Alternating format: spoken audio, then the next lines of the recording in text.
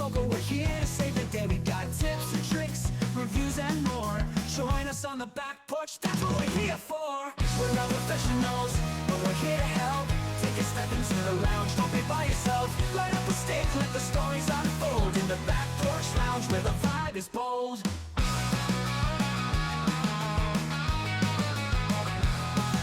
Shy about the shop, no need to fear. We'll teach you the ropes and make it all clear.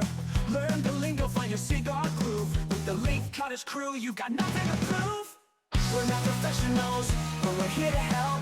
Take a step into the lounge, don't be by yourself. Light up a stick, let the stories unfold. In the Back Porch Lounge, where the vibe is bold. So grab your cigar, join the conversation. Let's light it up, spark some inspiration. The Leaf Cutters are here, the world to ignite. One stick at a time, under the porch light.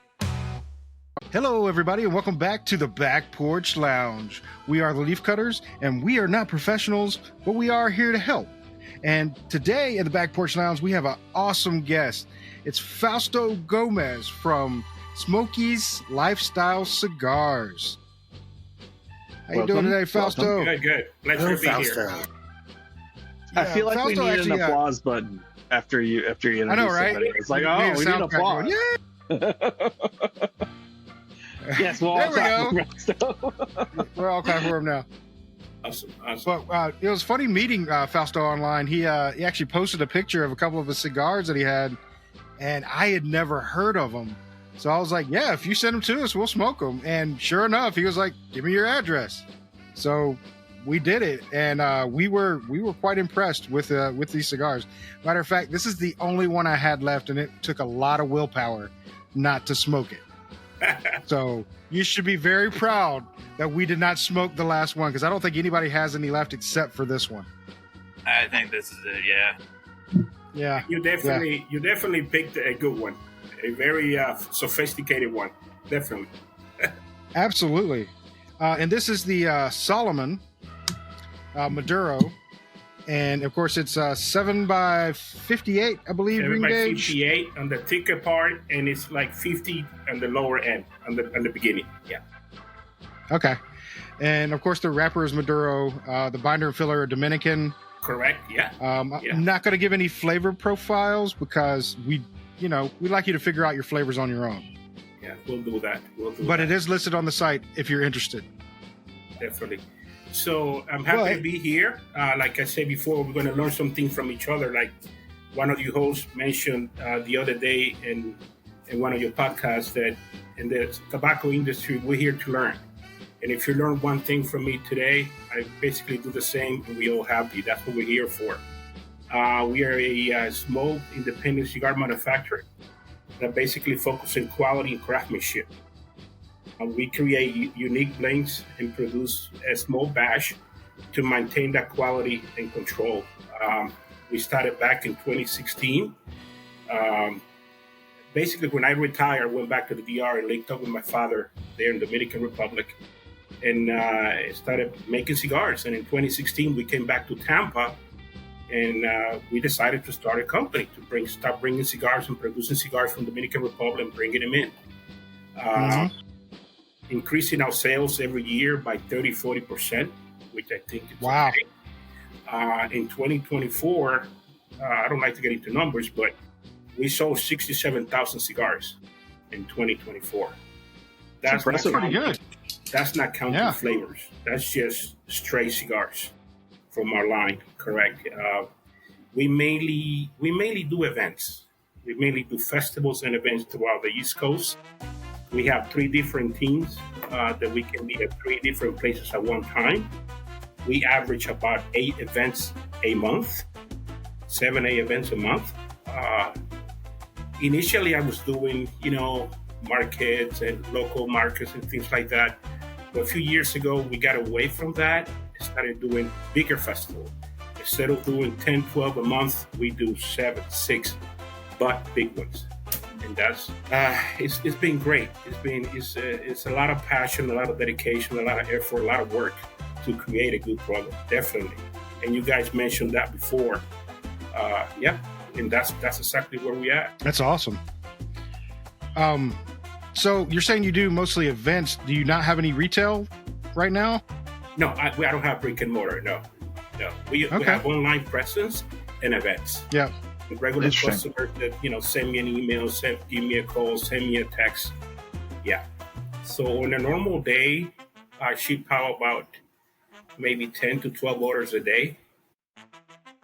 So the online presence does very well, and the events as well. Okay. Very cool. I want to get back to the events in just a second. Robert, as we're lighting up, do you have any questions today? And my question was, when you're blending cigars, how many different ones do you blend? And then you go, no, I don't want that one. Let's go on to another. Okay. My father takes care of the plantation. That's another interesting thing. We grow our own tobacco. And in the plant, you have in the top of the plant is called the medio tiempo. I'm going to mention some words in Spanish because that's the only way that I know. And then the second portion of the plant is the ligero portion. That's basically what gives the strength to the blend. That is the one you use the most, the ligero.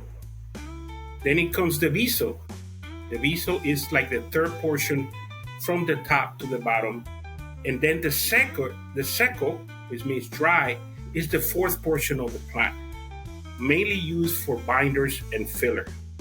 So when we sit down at the factory, my two master blenders that I have almost full time in the DR, we mix blend. We take those leaves from different portions of the plant and decide what flavor is going to give to the blend that I want. I have 15 different cigars on my line right now. I have 4 Connecticut's, 5 Barber Poles, and 5 Maduros that I have. I created all this blend. I came up with this idea. Like now, when I go back to the DR for almost 2 months in the middle of June, we sit down almost every day coming up with ideas and blending cigars from start to finish. We go to the warehouse, we go to the place that we keep the bales, the packs of tobacco, and we start selecting from those 5 types of leaves from the plant and blending the cigars and coming up with the flavor. Everything is sun-grown. The only thing that we don't sun-grown is for the wrappers, basically broadleaf. That is shade-grown in the DR. So interesting. I know the entire process from start to finish. From the time we planted the seed, we use the tray system where we plant the seed, and then after the plant is about maybe 3-4 inches long, then we take it to the field, maybe 42 days, and then we take it to the field, which the sun grown takes about 16 weeks. Shade grown takes about 17 weeks. In the curing process in the ranchos, in the ranch, is anywhere from 40 to 65 days, depending on the temperature, the weather, if we get a lot of rain, or if it's just too dry. Yeah. So that is digging at the beginning. That is talking from the time we planted the seed to we take those bales back to the factory. Interesting. Very interesting. So if we want to go ahead and give our first thoughts on the Solomon Maduro, I can go first. So far, I'm digging it. I like the taste of it. It doesn't have a full body taste to me. It has maybe like a medium full to me right now. And I think it's going to get stronger just because the last couple of these I've had, they have gotten stronger the more I smoked them. So I have a feeling that this one's going to do the same. But so far, I'm digging the taste. The unique shape to it.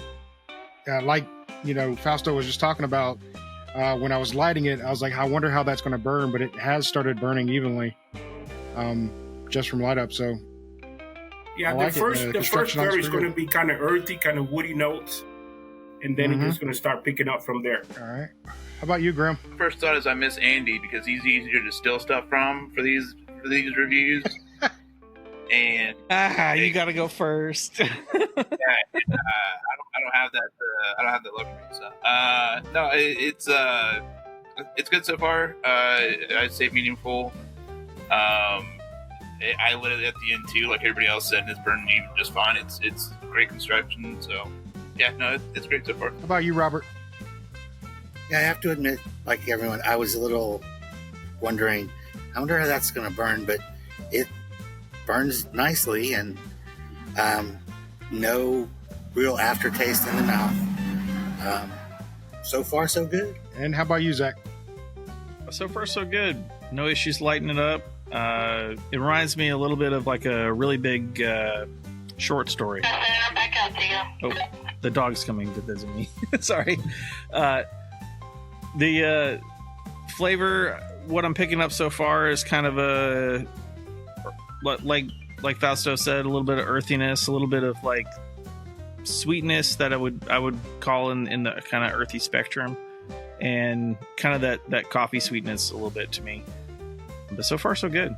I call it maybe a medium right now, but I'm not sending her out anymore. I'm guessing it is going to pick up. I think the first one you tried was that the Barber Pole Torpedo. Yeah, that is, and you were correct. It's very smooth, very mild. That is one of my medium cigars. The Connecticut's that we have are meant to be light, little spicy at the beginning because it's a Connecticut broadleaf as a wrapper, but those are meant to be smooth and light. Then I move on to the Barber Poles, which are my medium ones, and then my Maduros, which are the ones that would put the kick into it. And this is one of them. Excellent. Yeah. Nice. Yeah. So you were saying that you do events. Do you have like live rolling at your events? Like you actually roll cigars at the events? I used to. I had a guy that used to work with me there in Santiago at the factory, and he moved up to Orlando, but now he went back like 3 months ago. But yes, I used to do weddings and events that if people wanted to have a roller on site, we'll do that. Yeah. That's I cool. normally don't do it at events because people get entertained and just watch and don't buy. So, yeah, I prefer to be selling cigars than rolling on the spot. Yeah. I will say, watching somebody roll a cigar is kind of mesmerizing.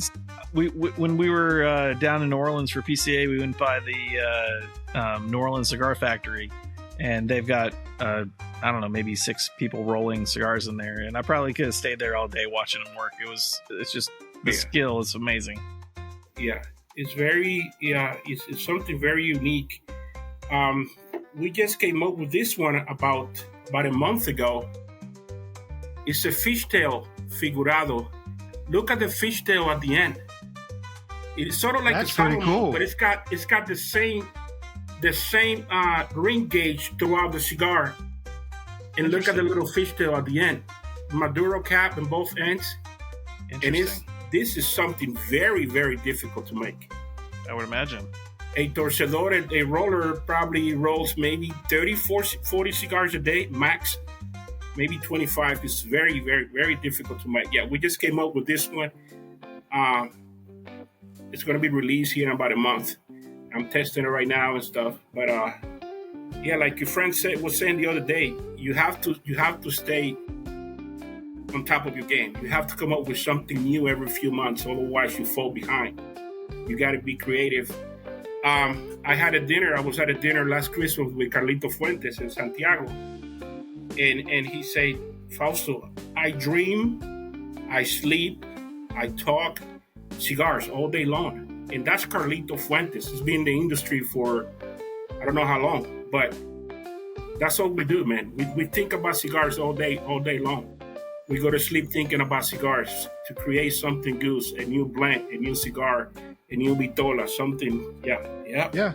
Well, I'll tell you this. You have surprised us because we normally lean toward the Nicaraguan leaf more than Dominican. And we admitted that the first time we tried your cigar. But you surprised us. We actually enjoyed your cigar. And it was probably one of the few Dominican leaves that we've actually enjoyed. Yeah. Dominican, it's not for me to say it, but we came a long way. I mean, last year, I think it was $1.34 million in sales. 75% of the sales were to the U.S. in cigars. So they're doing pretty good, you know. Yeah. I mean, don't get me wrong, I really like Nicaraguans too, but since I'm there, I'm from there. We got properties that are 15 minutes from the factory. Turo Fuente Plantation is like 10 minutes from where I'm at. You have La Galera. You heard La Galera before. He was a CPA. It's also Dominican. Hochi Blanco. Yeah, a bunch of guys they get together there in the DR, and we come up with some ideas in different blends. Very cool. That's awesome. So do you roll yourself, or do you have a partner rolling for you? No, I don't roll my cigars. We own half of the factory there. We have about I want to say 45, 50 employees, and we have about 15 full-time rollers that roll cigars.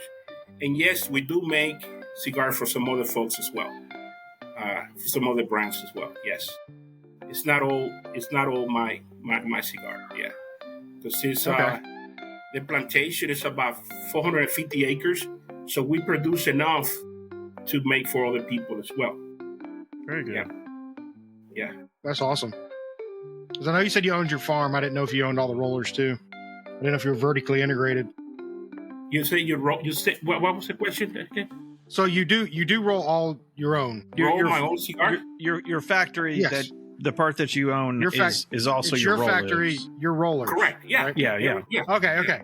Yeah, that's what I was getting at, because you said you owned your own farm, so I assumed you owned your own rollers and your own factory. We own everything from start to finish. That is correct. That's awesome. That's cool. great. That's a great place to be. Yeah, it's a lot of work, a lot of pre-planning.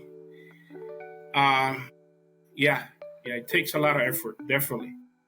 Like right now, we go back and start planting in August, September, and harvest at the end of December, January. So you have to program yourself so the production you're going to have is going to come out on time when you need it and everything. So it's really, it's a lot of planning that goes into it. And then since we do events, sometimes we plan an event a year out, 6 months out. So we have to make sure we have enough stock to be able to go there with plenty of cigars. Yep. Absolutely. Very cool. So in a world dominated by, new cigar makers and everything like that, what made you want to start your own cigar company? My father's been in the industry for over 60 years. He's now 81. My grandfather used to do the same thing as well. So when I retired from the Army, I went back to the DR, linked up with my dad, and I started helping him out. I started getting into it back again. And then in 2016, we decided to come back to Tampa with my wife and my child. And we used to go to events and festivals. And I say, Martha, hey, I don't see any, we are a beer, bourbon, and barbecue festival, and I don't see any cigar vendors out here. Why don't we start doing that? Why don't we start setting up a lounge, white tent, something very nice, and start selling cigars? So we bought into this factory again that my father previously sold in the DR. We bought it again, starting making cigars. And it's been impressive, man. Like I say, we increase our sales every year. Last year was amazing. 2020 was a little difficult because we all know what happened. But man, it's been great. It's been great. That's Very awesome. Cool. And what made you come up with the name Smokey's Lifestyle Cigars? Smokey's actually was a 57 Chevy that I had. And I put a platform in the back, and I used to sell cigars at the beginning out of the 57 Chevy.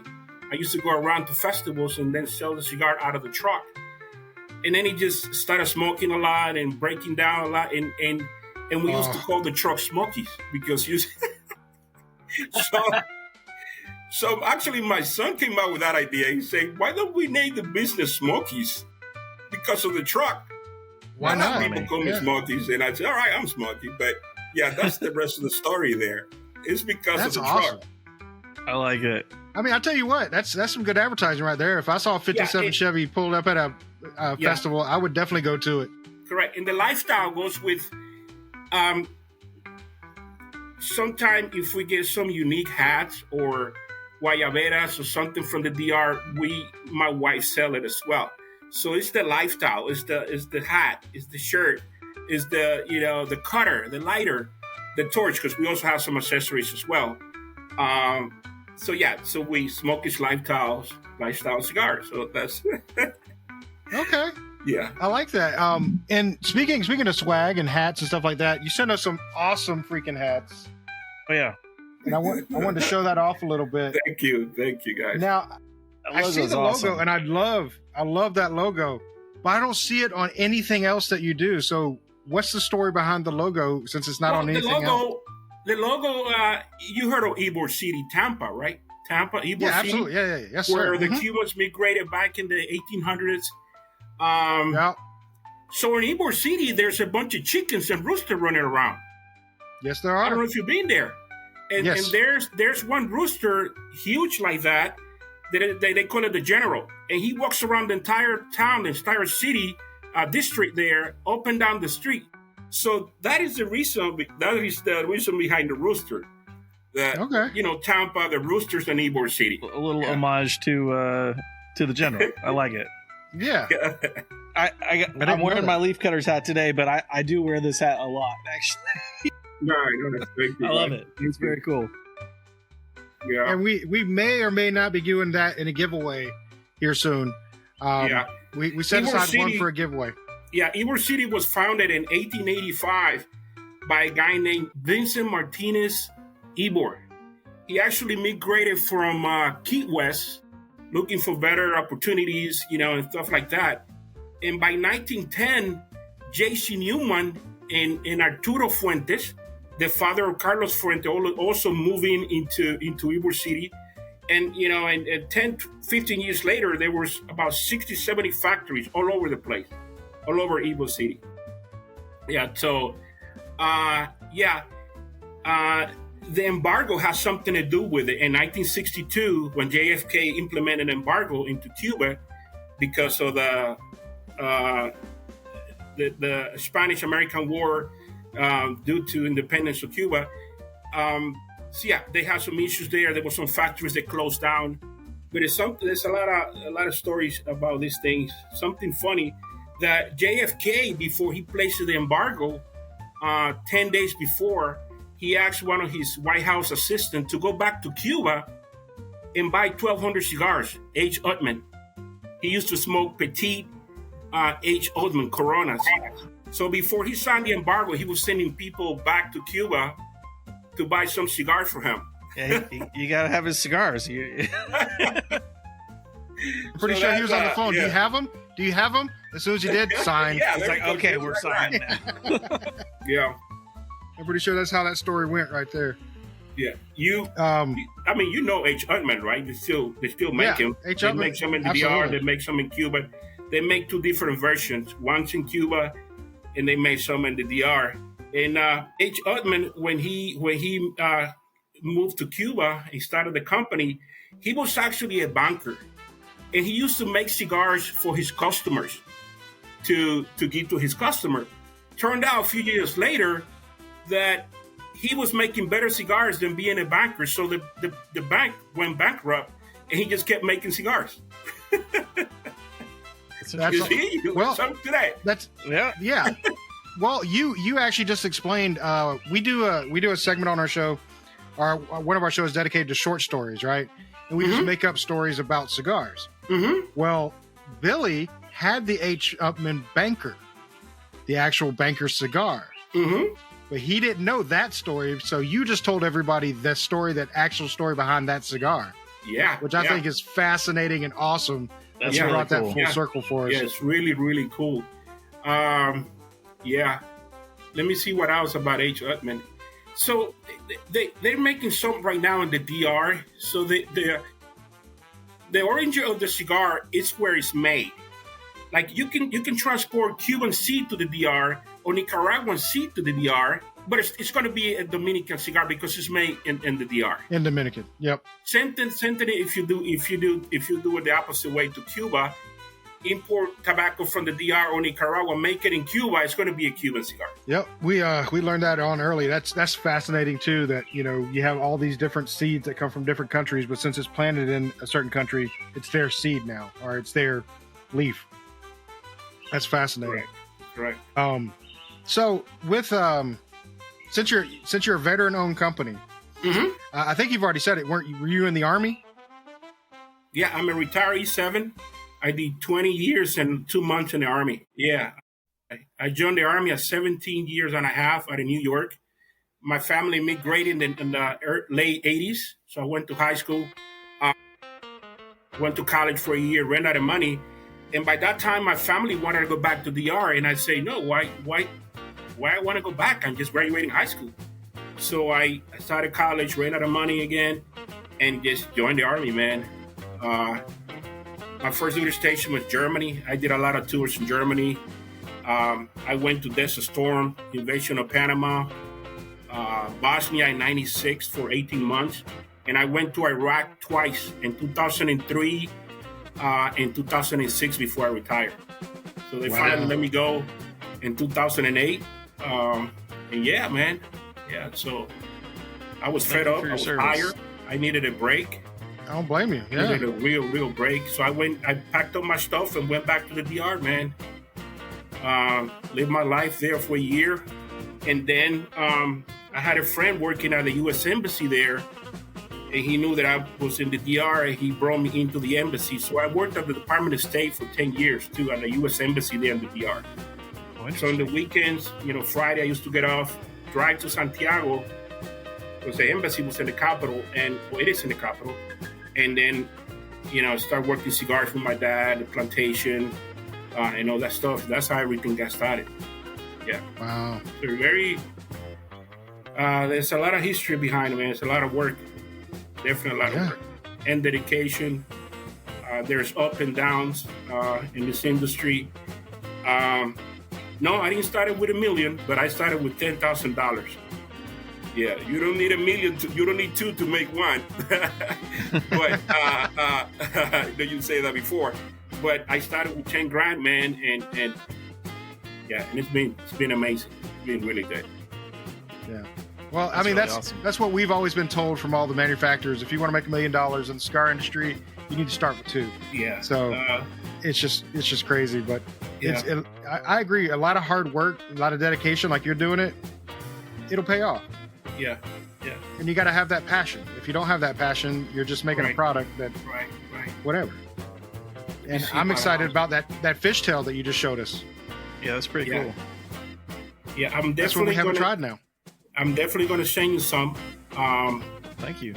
I'm going to bring some back in July when I come back at the end of July, and I'm going to send you guys some of those when we release it. Because right now I only got like 3 or 4 that I brought with me back in December. Yeah, but it's been great, man. It's been great. I always recommend too. This is something that I recommend for every cigar maker out there. Once in a while, you have to, because there's a lot of things out there, man. I mean, maybe we're going to talk about the not so much fun stuff right now.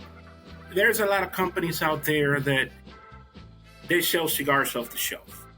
Right now, there is a company here in Orlando. You go there with $2,000. You come out of there with 300-400 cigars. Your label on it. But you don't know where it's coming from. You don't know who makes in that cigar. You don't know who's blending. You don't know what type of filler it has. So every once in a while, it's good to... This is my 6x60 fishtail, right? Let's break the fishtail open. Once in a while, you have to take a knife and crack it open, right? Once in a while, you have to do that. I mean, you're going to waste your cigar. So here we go. Complete wrapper. That is a long filler cigar. That is a complete wrapper right there. Let's see the binder. Look at the binder. Complete binder. You see, that is a cigar that's not going to fall apart on you.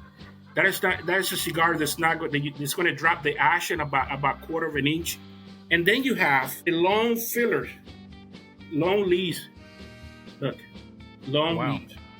So once in a while, cigar sellers out there, cigar makers out there, look at the long pieces. See, you have to once in a while do that to see what kind of cigars you're getting, to see what kind of cigar people are actually making for you. See, We don't use mixed filler. I do make, if we have a flavor line, and believe it or not, some people like flavor. I know I don't like them personally, but a lot of people like flavors, man. And I'm telling you, I sell flavors as much as I sell regular cigars. We have a bourbon infused. We have a vanilla vodka, all made with liquor. We basically infuse the filler, and it's got to be done in a separate building. My place where I make my flavor is about 3 kilometers away from what I make from the factory. Wow. I mean, you can drive by and smell the fume, smell the liquor, smell the flavor. So you don't want to have it together. But we do make cigarillos. People love those. And normal cigars infused with liquor. We make an old fashioned that is a freaking killer.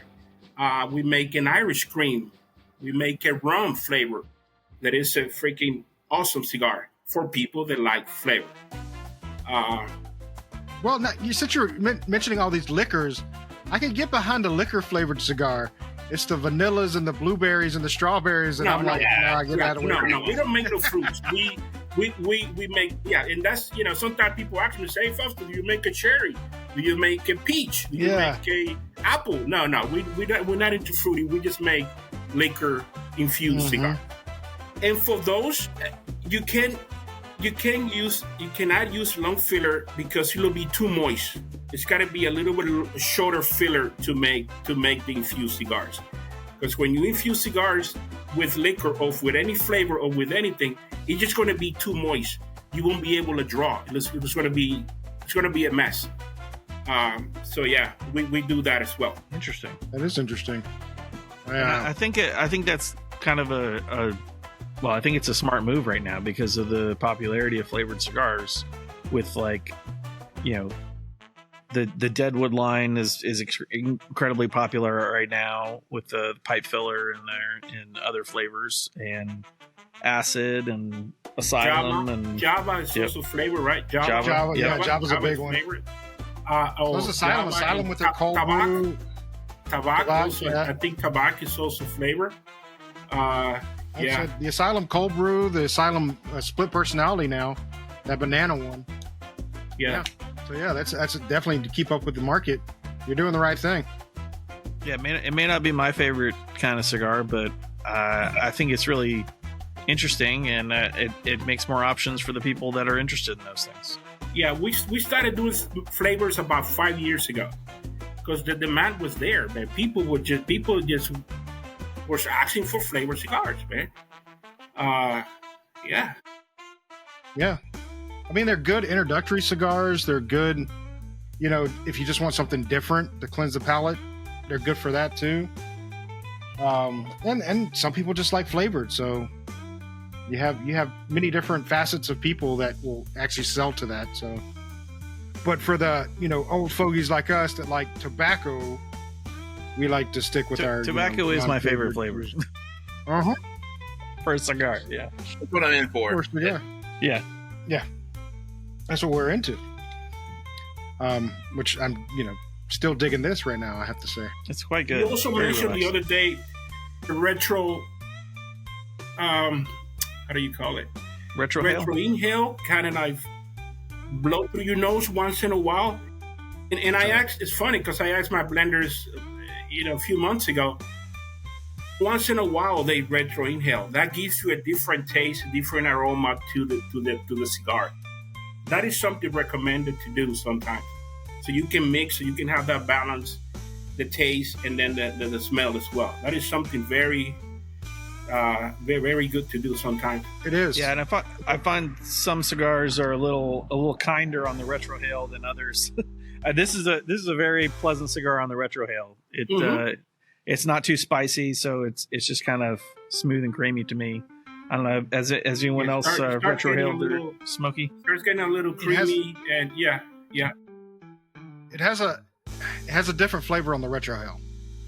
There's something there. I can't quite put my finger on it, but there is something there on the retrohale when you do it that's different than when you intake it, just regularly smoking it.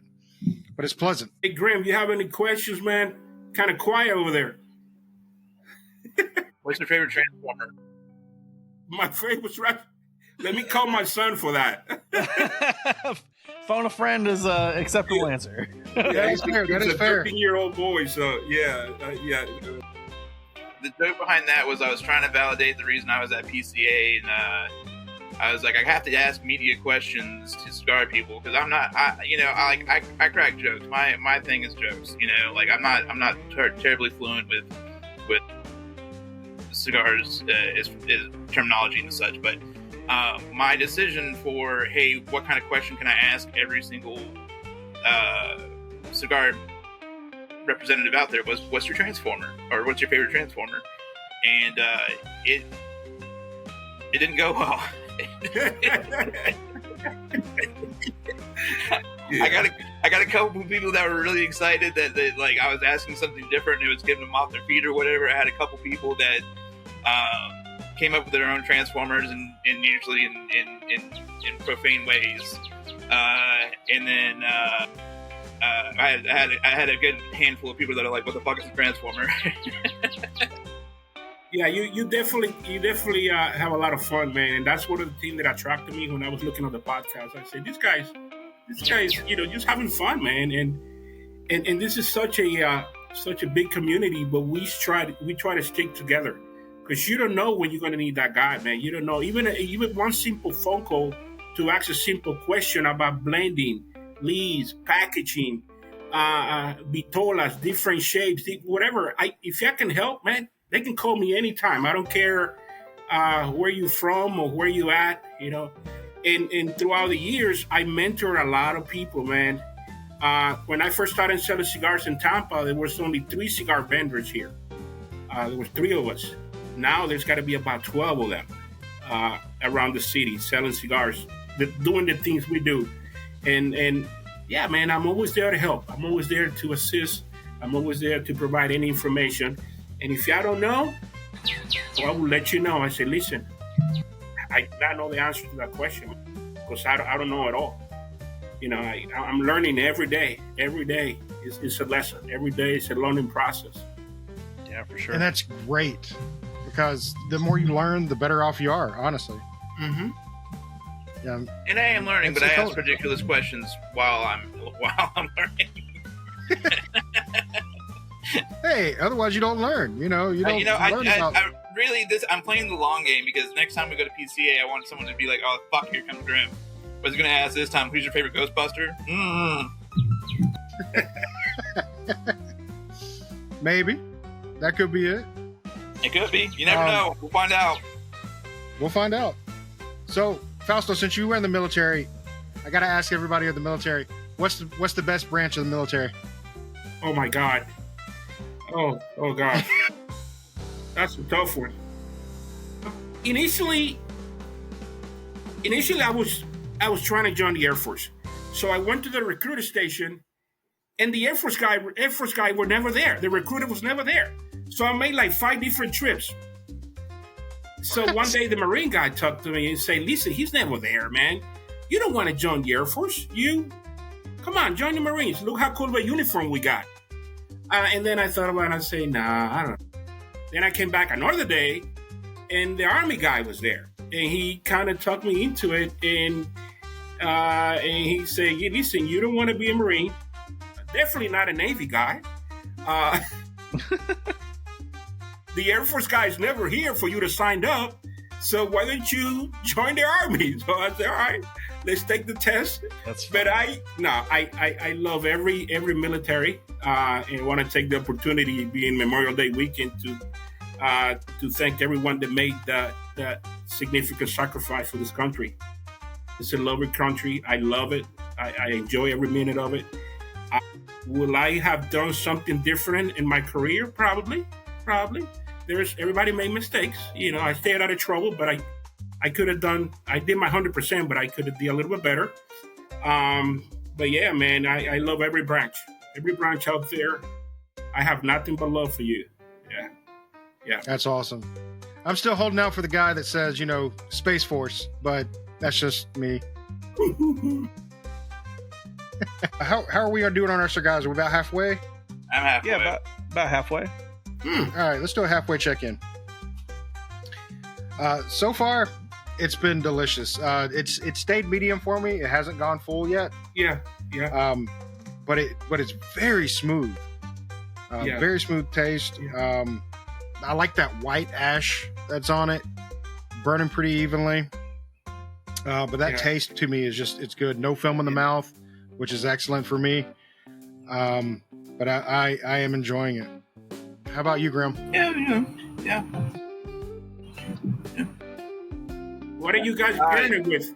What are you guys drinking? What am I drinking? What are you guys drinking? Yeah. A margarita.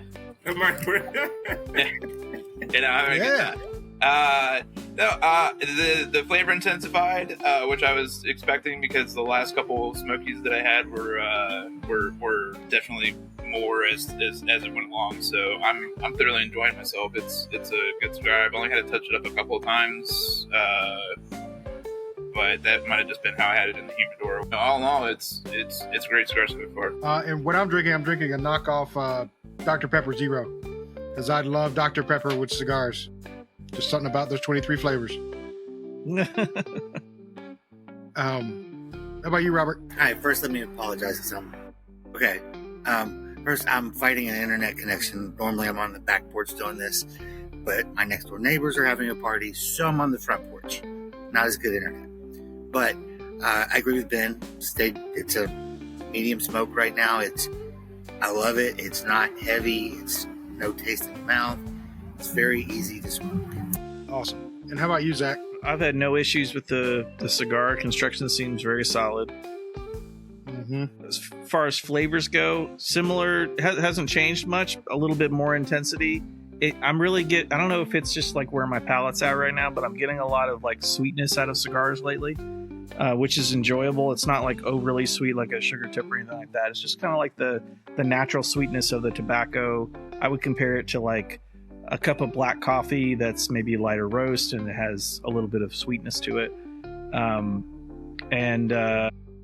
It's a really, really enjoyable, relaxing cigar, not over the top on power. So I wouldn't worry about having to eat before I had this cigar or worry about, not doing something while I'm doing it. It'd be a great party cigar. I think this, like at an event, this would be like maybe an ideal blend for newer smokers and people who aren't into really heavy stuff. And I like heavy stuff too, but often this is about the right spot for smoking a cigar on an enjoyable day. And I'm pairing with some really high quality water. Perception and aroma varies, even with the individual. Even age has something to do with the perception, the taste, the palate that you have in the cigar. And normally, what is recommended is trying at least 3 cigars, especially something that's handcrafted like this, because not every cigar is the same. You can taste this cigar tomorrow, it'll be today's tasting a little different. Maybe because it's hot, maybe because it's rainy, maybe because your palate is different, maybe because you've been eating a lot of chocolate or something, or exactly, or not eating or eating. So it varies. It varies all the time. Yeah, I've noticed that when I get like a box of cigars,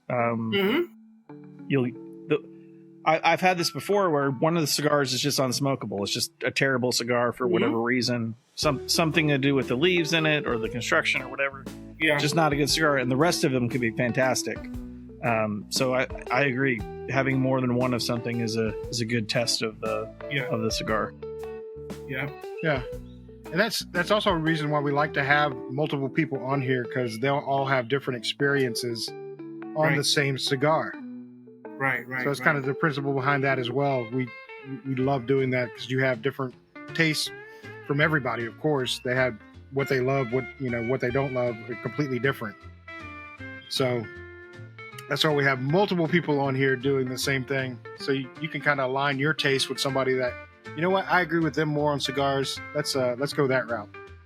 Did you guys met Carlitos Fuente at the PCA? You had a chance to meet him or no?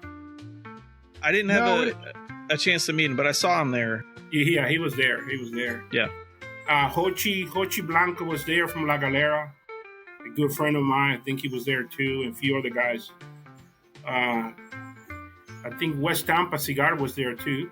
Yeah. Yeah. We talked to Rick. Yeah, Rick. Yep, Rick we're was gonna have there. Rick on here in a couple of weeks Rodriguez as well. was there. Mhm. Oh yeah. Rick seemed like he was a good guy. Yeah, we'll have him on a couple weeks, 1 or 2 weeks from now. Yeah, I think that's about right. So, other than the fishtail, do you have any other projects going on? Right now, late summer, we're gonna release my 10th anniversary. I'm gonna make sure you guys get some too. It's gonna be a Habano 6x60 pigtail, a Habano. That's gonna be my first Habano entire cigar. Because I use Habano for my barber pole. I use Connecticut and Habano, but it's gonna be entire Habano wrapper. Special blend, limited edition, and we're also doing a Toro barber pole. So I'm releasing 2 10th anniversary. It's gonna be late summer. It's gonna be released there. The past 2 years, I'm opening the market there in the DR as well. It's doing okay. Still a lot of work to do. But yeah, I am selling my cigars in DR as well. We're having a huge party. I think it's going to be on the 28th of June. That's when we do to release the 2 blends. And then this guy is coming out here also by the end of the summer as well. It's going to be a different packaging. We're working on the box already done and everything. Because right now, most of my cigars come in bundle of 25. It's reduced the cost. I can sell it a little cheaper to the customers. And I break them apart anyway. Because what I do, I place them in humidors. When we do the display at events, we set them up in humidors. And people can approach us and buy cigars. Now, if they want a bundle of 25, of course, I got plenty of bundles there for me to sell. But yeah, with this 10th anniversary, it's going to be in beautiful boxes that are coming out. That's cool. Yeah. So what's the barber pole blend going to be? All Dominican. Criollo 98. The wrapper is going to be Habano and Connecticut, just like this one. Okay. The cigar is basically going to look like that, but with a different blend. Okay. That's the Toro barber pole. You're going Toro. Okay. For some reason, I was thinking torpedo. I was like, we had the torpedo. Wait a minute. No. It's going to be a Toro. I don't think I said you the Toro. Yeah. Yeah. So we also make Connecticut Toro right here. That's a Connecticut Torpedo. Yeah. I don't think I sent you this one. This is the Perfecto Connecticut. Nice. That's the brother of the Maduro that I sent you. I think you have this one. I didn't send you this one. We have the Maduro 6x60, and I think I sent you the Shaggy Food Pigtail. Yeah, with the last quarter of an inch back wrap. It starts kind of funny, and it's meant to be like that because it's easy to light. It's easy to start. So it starts up and up at the beginning, but then it picks up again, and it starts getting very nice. I don't know if you have that one. And then we also have the Toro Maduro. I don't think I sent you this. I sent you this one, 4x60 something, the Shorty, Big Smoke. Yeah, I think you have that one. That's the first one we smoked. We also make it in a petite, in a very small barber pole. Oh, nice. Okay. Yeah, very short smoke. I mean, don't let it fool you. It'll last about 40 minutes. Yeah. Sent them with the Perfecto Maduro as well. It's a cigar that will last. So right now, not counting the 2 10th anniversary, we have about 15 blends. 15 different vitolas that we have. And that's including the new fishtail. Yeah. Very cool. So yeah. That thing looks cool. That's really pretty that decent. That's pretty good for now. So I've noticed that you haven't really named your lines. Like a lot of people name their lines, like Crown Heads. A lot of people name their lines. I can't think of any off the top of my head right now. La Bamba from Correct. Espinosa, and Knuckle Sandwich, and is it just easier not to give them names because I know with copyright laws and crap like that, you have to fight all that junk? Yeah, that is a great question, and it's something that I've been thinking about it for a while. But I wanted to find something unique. I wanted to be something that goes with me, that goes with my story, that goes with me. So yes, we're gonna start naming the cigars with military-related names. Okay. Like Very the cool. Warfighter Reserve, like the Officer's Choice, like the Barracks Choice, or I like Officer's Choice. That's a something good related one. to military. I'm even going to name some related to generals and colonels and officers that I had that will always remember for the rest of my life. I'm going to name some of my cigars like that. Yeah, so that'll be coming cool. up. That'll be a facelift that I'm going to do to my ring, to my labels. And it's nothing but creating a name and adding another label to the cigar. That's all it is. So, yes, I'm glad you mentioned that because that is something that's coming up very, very soon. As a matter of fact, the 10th anniversary is going to have it. I mean, it's just going to have limited edition 10th anniversary, but it's going to have an additional label on it with that name on it. Yeah. Very, very, very, very good question. Definitely. Yeah, because that's the first thing I noticed is a lot of people name their stuff that I didn't know. Because like I said, from a lot of people were talking about just naming a cigar can be a pain in the butt because somebody has the license for it or somebody owns the copyright to that name, so that you can't use it. And I didn't know it's just easier for you. But if you're gonna name it like that, that seems pretty awesome. I really like what you say, the Officer's Choice. I like that. Choice, that's a really good name. Warfighter Reserve, and there's many others that I have in mind ready to make. I mean, it's easier to make like this because I only send one label to the factory and all the cigars go with the same label. Basically, much easier. Takes shorter time because the lady have to add another ring, another label to it, so it's another few seconds there. But it's definitely something that I need to do. Definitely.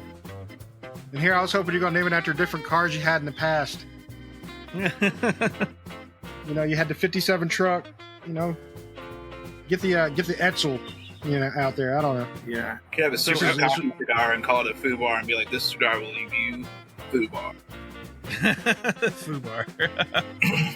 Fausto, I've got a friend who's trying to get me to go with him to the Dominican Republic to stay at a friend's house. They've got like an Airbnb somewhere. I'm not sure where exactly it is. It's near the water. What is the best time of year to be in the Dominican Republic? Okay. June, July, and August is going to be too hot. Okay. June, July, and August is going to be too hot. Any time during the winter, it's not really a winter there.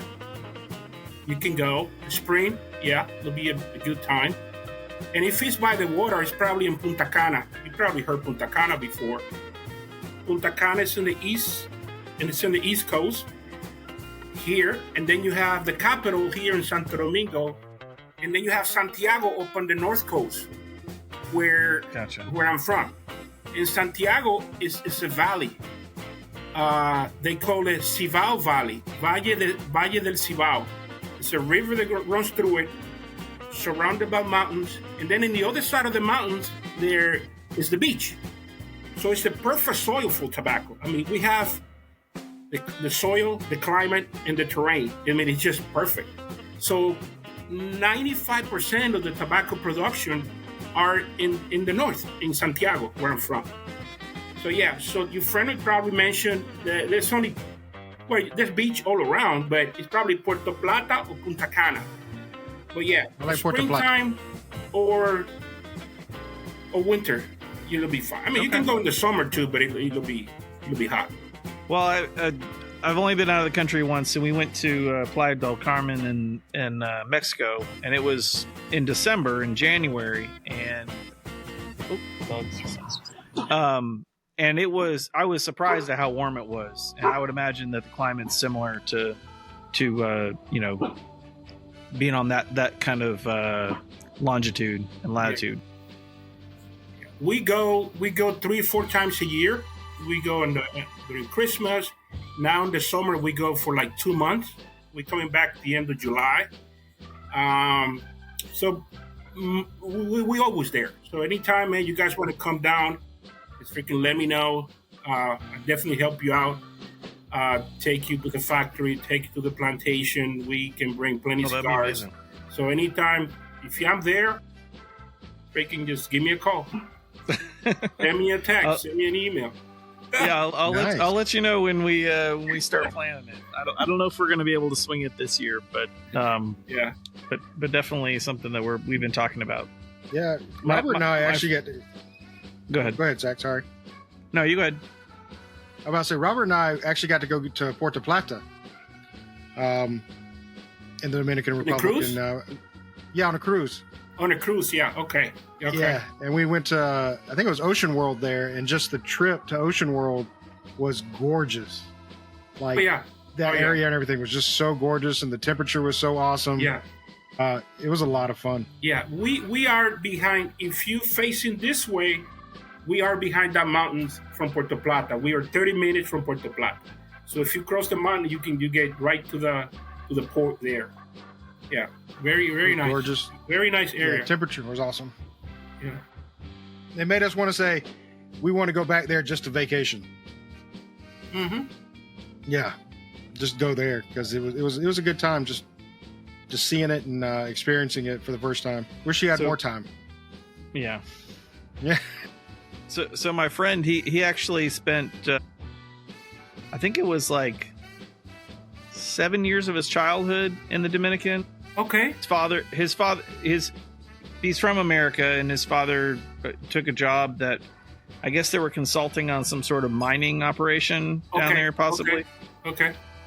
And he lived there for about 7 or 9 years or something of his childhood, and he has very fond memories of being there. So he probably knows the area. Yeah, if he spent a few years there, he knows. Yeah. He knows where to take and where not. Man, I hope so. He knows where to go. Definitely. Behind every nice place anywhere I've ever been is a not so nice place. There's a not so nice place. Yeah. Yeah. And it so depends what you want to do. You know what I mean? Yeah. Yeah. I'd like to go to the nice places. I want to avoid jail time and getting killed. So Yeah. That's advisable.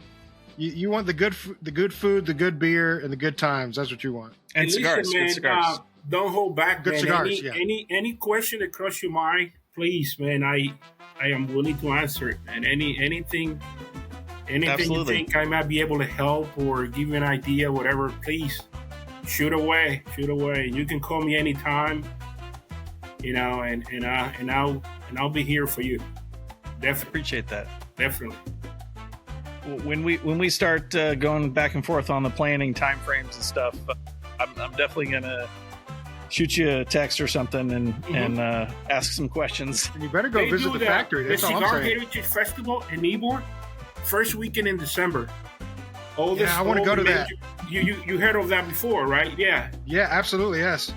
It happens at the Centennial Park, right in the center of Ybor City. I've been participating there for the past 8 years. I'm always there at the center by the VIP area. Yeah, you guys more than welcome, man. Come by and party for a weekend, And there's a Hampton Inn. There's a hotel right next to the park, so most people stay right there. So you can basically crawl there. You know what I mean? Yeah. That park is right in front of the museum, right? Correct. Yeah. Yeah. We visited that museum because it was really cool to see the history of Ybor City there. Mm-hmm. I mean, it is a nerdy thing to do, but if you want to learn about Ybor City, it's really cool to see that. Yeah. It's only like $6 to go see it, so it's worth it. Yeah. That's not bad. Yeah. But I really enjoy Ybor City. I've gotten to go with a couple of friends of mine here at the beginning of the year, and we had a blast. Just to see all the different cigar shops and everything, people rolling right there. I wanted to go to the J.C. Newman factory, but we didn't get a chance to go there. But it's an awesome place. I agree with you 100%. A lot of questions that I get asked all the time is, are your cigars hand rolled or machine made? there's no possible way in hell that you can find a machine to make that type of cigar. And if you find one, please let me know. You know what I mean? Because I will buy 5,000 cigars a month from you and the machine as well. But there's no possible way. I mean, even the most simple cigar to make, which is a Toro, there's no way. Now, a cigarillo, something flavor or something, you can there probably some machines out there that makes it. But say they're so small, you can only have the long filler so long. There's got to be a little bit of mixed filler to make a small, gas station flavor cigar. Yeah, so they mass produce those things. Yeah, there's no other way to do them.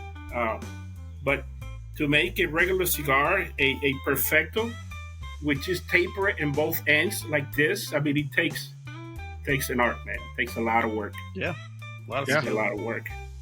Because those, like the perfectos and stuff, you can only use mold so much for that, right? Say again. Sorry, you coming in very low with it. Oh, I'm sorry. For like the perfectos and for like the Solomons and stuff, you can only use a mold so much for that. A lot of that has to be shaped by hand, doesn't it? Correct. Yeah.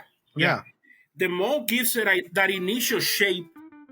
You can leave it on the mold for a day. That's not a problem. It's meant for 5, 6, 7 hours, 8 hours. You can leave it overnight. That's fine. But that special roll, the roller, the torcedor, is the one that's going to create the shape in that cigar. The same thing for this one, which is the Solomon, which is 60-something in one end, and it tapers down to a 52. Only a guy that knows how to make. So only a guy with a lot of experience can roll a cigar like that. See, and it's an art, man. I mean, you have to see these people. You have to, like Zach was saying, you have to sit down there and just watch these guys how they do it, man. It's amazing. It's an amazing thing. Yeah. Yeah, and it's fascinating to sit there and watch them roll them because it's the precision that they have and at the speed they go. It's like, how the hell are you doing that? It would take me an hour and a half to do what they could do in 20 minutes. And don't let nobody fool you, man. This cigar industry is booming, man. We go like this. Cigars are so much in, and it used to be for older folks. Now millennials, younger people are freaking smoking cigars. You know what I mean? Like our age, your age. Cigars are in, man, and they're in to stay. We were thinking for a while that when the bait thing came out, all the electrical cigarillos, whatever, the cigar was going to go away. But now, man, cigars are in. Cigars are the latest thing, man, all over. Yeah. I mean, it's because they have so much going for them. Besides the fact you're sharing something that is handmade, well crafted, tastes good. The conversations you have over a cigar, the things you can learn about cigars is so fascinating. It'll keep it going because there's always something new to learn. There's always something new to talk about, and you have a good time talking about it over a cigar. Yeah, it's one of the reasons we kind of started the podcast was mostly just to hang out in that kind of lounge setting that we kind of all enjoy with our friends that are too far away to go meet at the lounge. Right. So that's why we hang out at the Back Porch Lounge and happen to record it now. Yeah, because Zach's up in Tennessee, Andy's over in Shreveport, Louisiana. All of the rest of us are in Georgia. In Georgia, okay. But we're in all different locations though. But we make ourselves have a reason to come out and have a cigar and and just enjoy ourselves. I met so many good friends, man. Met so many nice people. Great conversations, great stories. Because I always say you got to have. It's a combination of three. It's got to be the company, the cigar, and the place. And then comes the drink. You got to have all four of them, and you got to have the time, too. If you don't have the time to smoke a cigars, don't do it, man. Don't do it. I mean, you consider time as well. I mean, if you got to go back to work or something, but you got to have that special time, that special place, and sometimes that special company to enjoy a good cigar. Yeah, it's good to smoke one sometime by yourself, but a special company, man, it's a compliment. It's something that's freaking awesome. Awesome. Yeah. I tell the guys all the time, I don't usually smoke alone unless I've been stressed out for a day or something like that, and I just need to decompress, I'll go smoke alone. But normally, it's with one of my buddies. We got to smoke, have a conversation. Any of your wife smoke? Any of your wife? No. My wife will occasionally smoke a cigar. Okay. She smoked cigarettes when she was a teenager, and she when I tell her not to inhale it, she still does. So she usually has a pretty bad experience. But she will occasionally like have a puff off of one. Okay. She likes a CAO's Cherry Bomb, which is a flavored cigar. Very, very fruity. It's too much for me, but she occasionally will have one of those. Okay. But she doesn't mind that I smell like cigars all the time. So that's the more than I could ever ask for. Yeah, my wife pushes me away with a stick. Just pushes you away with a stick. Yeah. My wife has the kissable rating. She'll come in after I smoked, and she's like, "All right, come here, kiss me." So I'll kiss her, and she's like, "All right, you're still kissable." But if I'm not, she'd be like, "Yeah, you're sleeping somewhere else tonight." That's usually Romeo and Juliet. She's like, "Get the hell away from me." Yeah. But she also is the one that she doesn't understand, because she used to smoke as well. She used to smoke cigarettes when she was younger. So she was like, "Why? How do you enjoy it if you don't inhale it?" And I'm like, "It's still enjoyable. I promise you, it's enjoyable." Yeah. But she just don't get it. Yeah, I'm glad my wife smokes, probably not as much as I do. And believe it or not, I do maybe 3 or 4 cigars a week, which is, for being in the cigar industry, that's not a lot. But she smokes with me sometimes during the weekend and stuff. Basically trying out the cigars, making sure, it tastes and the blend and the smell, the aroma, the balance, everything is there where it needs to be, like what we want, For sure. If I plan the time right, most of my cigars are aged anywhere from 3 to 4 months. People call it the aging room, but it's actually a conditioning room, where the cigar goes to the perfect condition to be sold and to be smoked. Like the 10th anniversary, they're ready. Right now they are in the conditioning room. So by the time I get it at the end of July, that I bring them back, they're going to be conditioned for about 5 months. So it's going to be awesome. It's going to be good. So when you're, as we know, the longer the better. The longer the better. But yeah. So when you're conditioning it, is the cigar already made, or are you talking about you're conditioning the leaves to roll them? No. The cigar's already made. Okay. The cigar, not the leaf. No, that is something else. The bale can stay at the warehouse, at the ranch where we have it, and it's another conditioning room, but it's such like a warehouse. They can stay there for a year or two, the actual leaf, ready to make a cigar. But I'm talking about the condition when the cigar is already made. Yeah, the only thing you have to do is pull it out, place the label on, and then you're good to go. And then be ready to ship. Gotcha. Yeah. You don't want to place the label on the cigar before the conditioning room, because sometimes they either expand or condense a little bit. So sometimes you run into a cigar that has a loose, that the label comes out very easily, and sometimes some of those that are very tight. It's because of that. It's not only because of the glue, which is a natural glue called the glue is called Tragacanto. Tragacanto is the natural glue that we use for the caps. So, you don't want to place the label on it before it goes to the conditioning room. You want to do it afterwards, where it's to the stage where it needs to be, either expanded a little bit or contracted a little bit to the right form. And then you place the label on, and then you package the cigar, and it's ready to ship. Gotcha. Awesome. Very cool. Well, it wouldn't be our show if we didn't throw a little pop culture in there. Have anybody watched anything good lately? Man, me and the wife were watching The Righteous Gemstones, and I feel dirty about that. Why? It's so awesome. It's so terrible, good. but it's awesome at the same time. Yeah, I mean, They're just the worst people. They're the worst people. like I can't get past it. And then they're just like there's a penis every other minute in an episode. Yeah, I mean there's a lot of dongs in that show. And most of the time, unwarrantedly so. It's gratuitous, yeah. It's just suddenly like, oh, hey, by the way, your penis is out. And they're like, oh, hey. I don't know if anybody watched it, but has anybody seen Landman? Not seen Landman yet. I've heard it's pretty good. Man, I put it right there along the lines of like Yellowstone. Really? It's Billy Bob Thornton. He goes out and procures land or mineral rights from landowners in Texas, right? And just the stuff that he comes up with is just amazing and mind-blowing about the oil industry.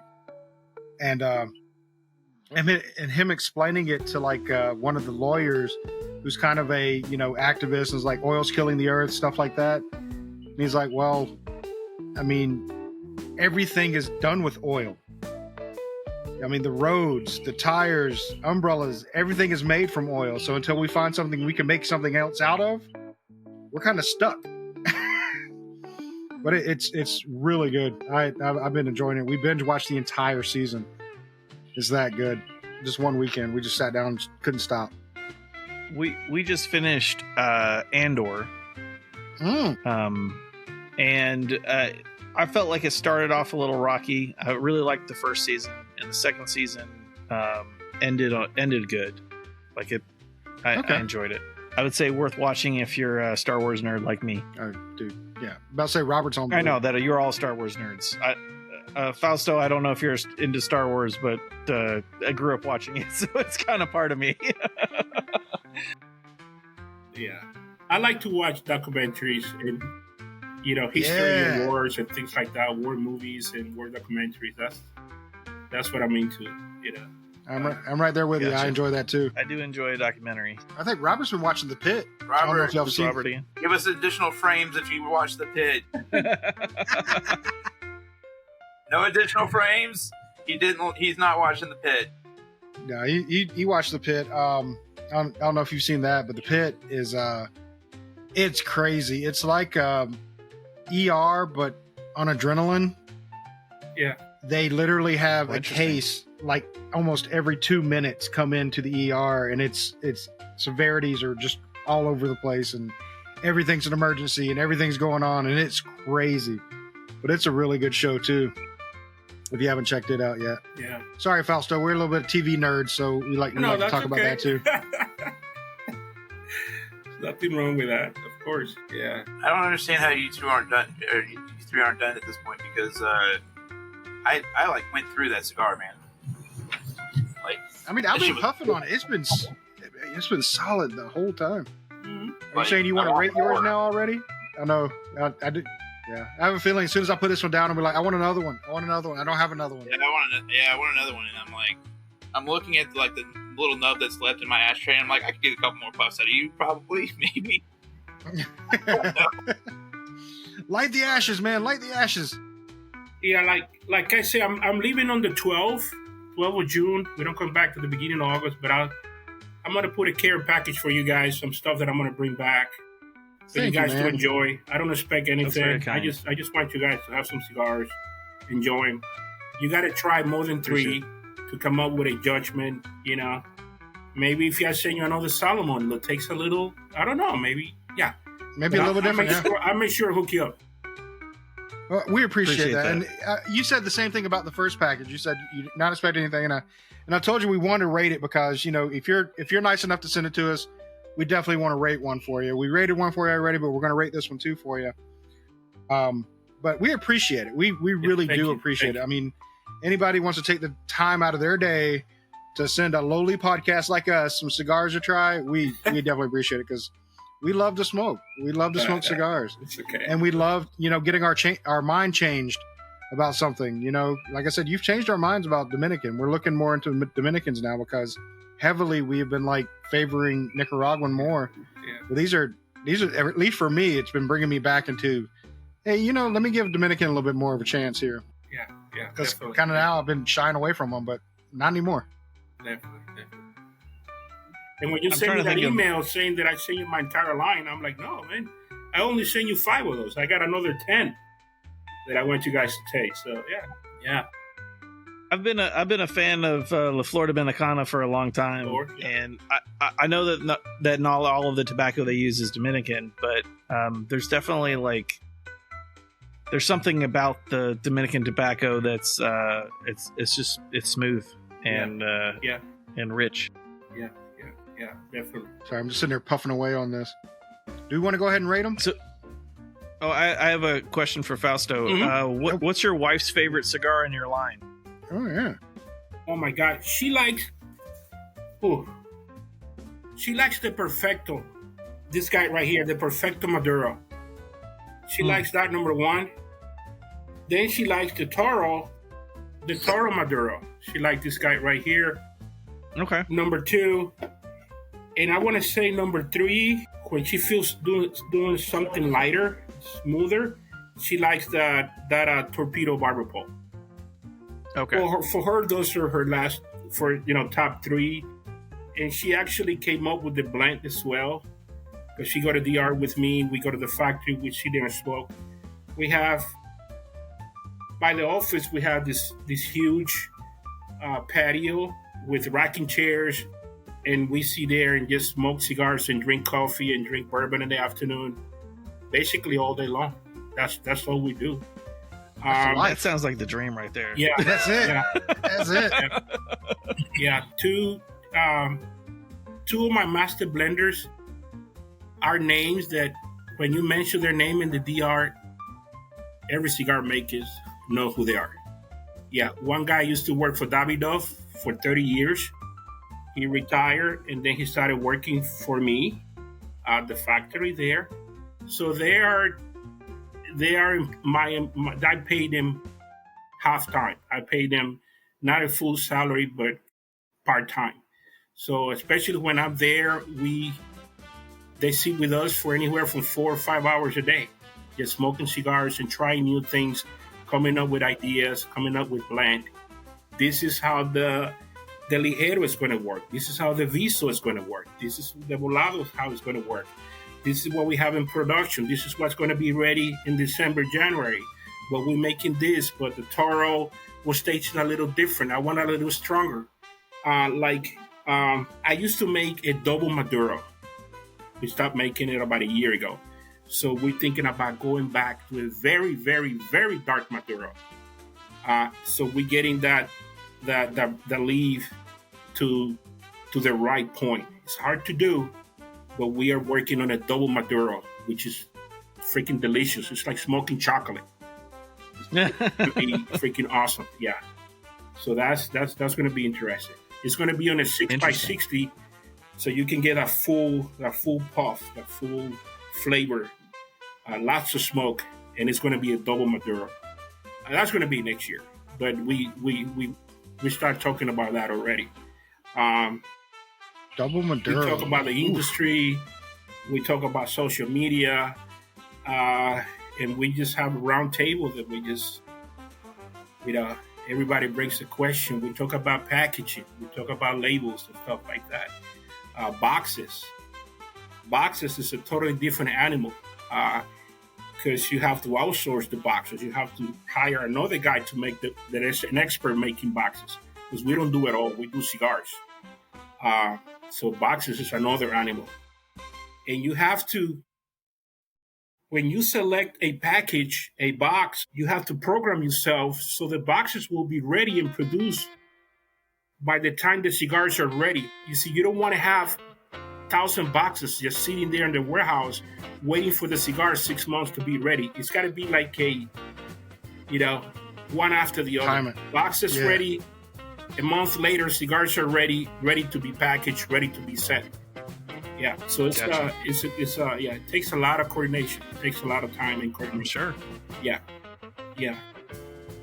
Well, so I have a question about your double Maduro and maybe just a process about tobacco. So in order to make tobacco Maduro, it's fermented. Is that correct? Correct. That's the process that makes it darker. It is are you fermenting it longer to make it darker, or is you fermenting it a different way, or what? I'm not familiar with the process of fermentation other than I know that they're at a certain temperature and the curing process, like I was saying before, takes 40 to 60 days. For your double Maduro, it takes a little longer and more taking care of the leaves and selecting the leaf. And not every leaf is going to be a double Maduro, because we have about 6-7 ladies. Actually, women's are better doing that than men's, selecting the leaves, selecting what is going to be, what is the proper leaf for a Habano, what is a nice looking Connecticut wrapper, what is a nice looking double Maduro. Not all the leaves in the plant is going to qualify for a double Maduro. But yes, it takes longer, much effort, more care, more treatment to make a double Maduro, because it's basically black. The wrapper is very, very dark.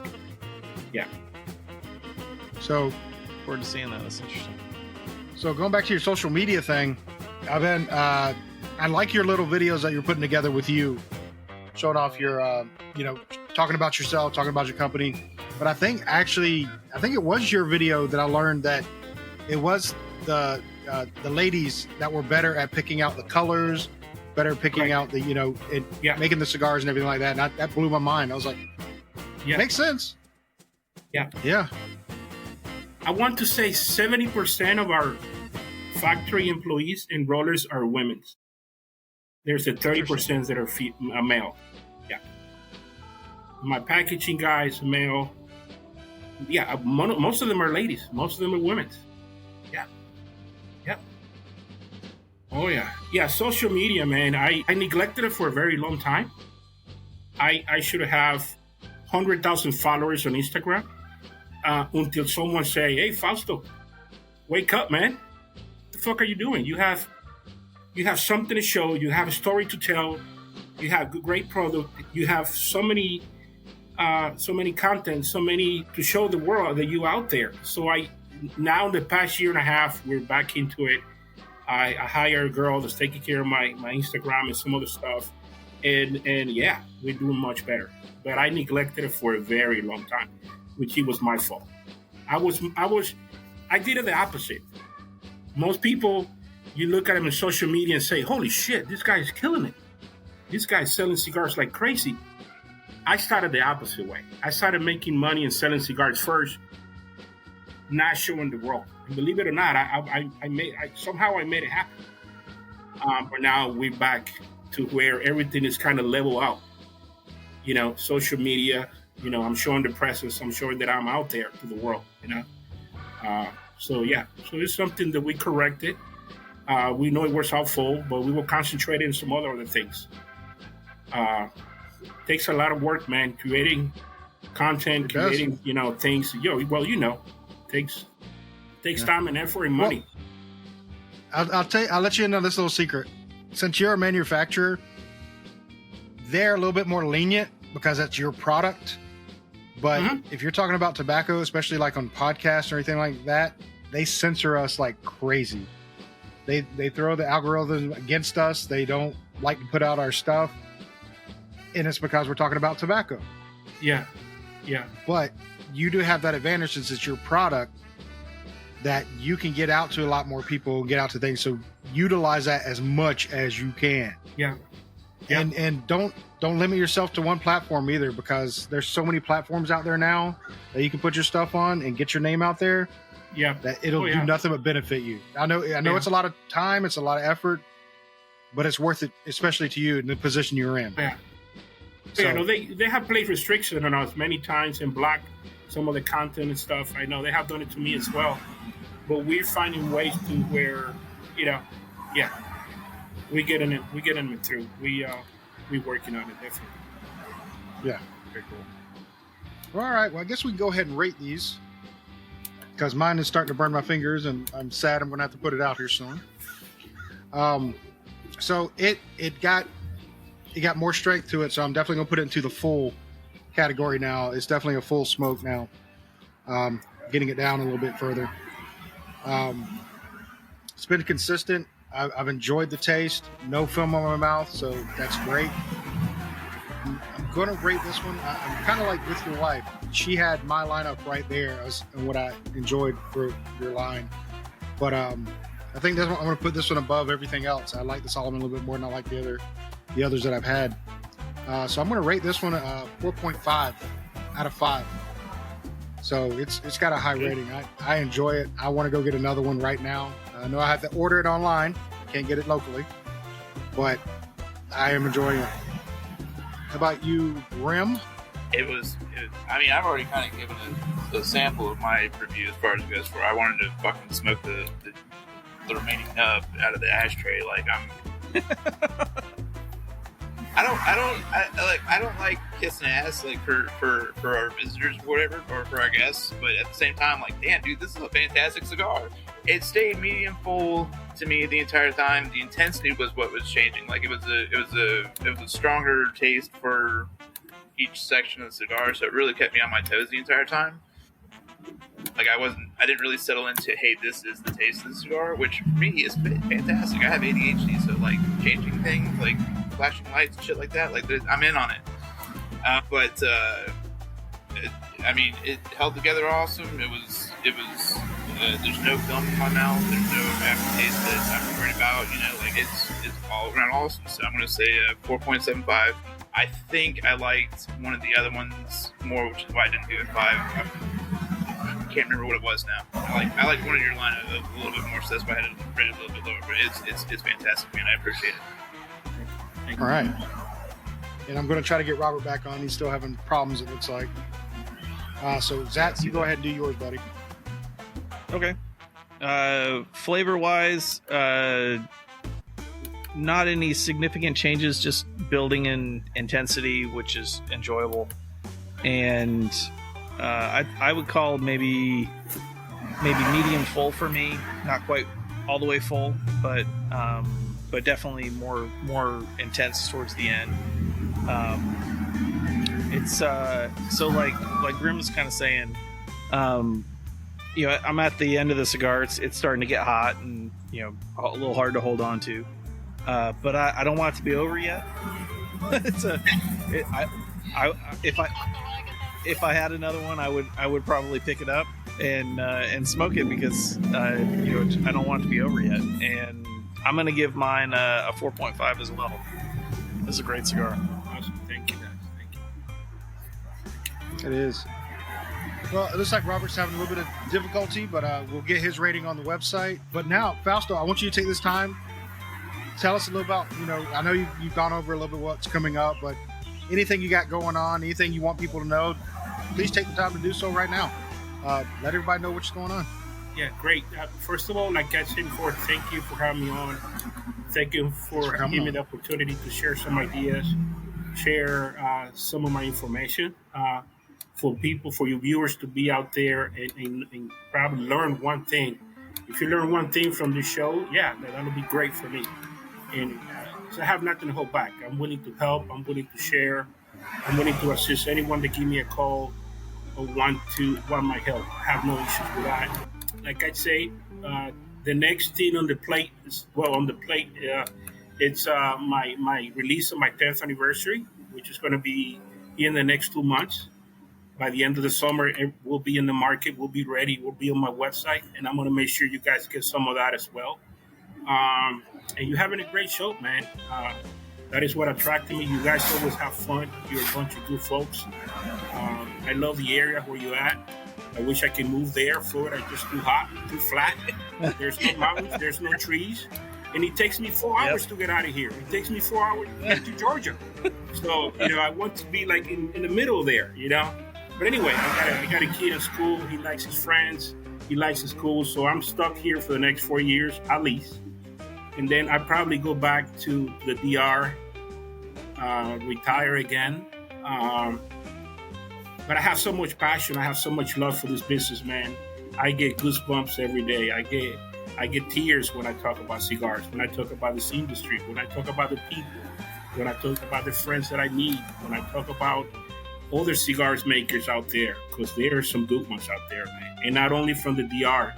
There are some in Nicaragua. There's still some in Cuba, Brazil, Mexico. There's a lot of good people out there doing a lot of work. You only see the superficial stuff, but there's so much behind. There's so much work behind. There's so much coordination. By the time you smoke that cigar, it went through maybe 150 hands, 150 people making this little thing right here that you're paying $12, $15, $20. You know, it's a lot of work to it. So, yeah, man, I had a great time. I enjoyed it. It's been a pleasure. It's been awesome.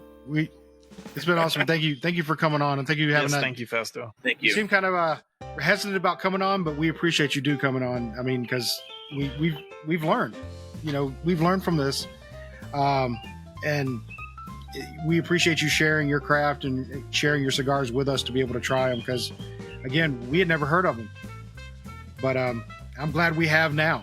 I really am. Thank you. Yeah, definitely. And since Robert's back, we can get Robert's review on this cigar. 4.75. 4.75 out of 5. Very nice. Very nice smoke.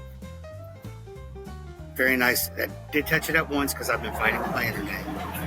So that's my own fault. But the flavor was great. Stayed consistent throughout. I enjoyed the hell out of it. And I look forward to having many more of these. Thank you so much. Thank you, Rob. You really picked a very complex one.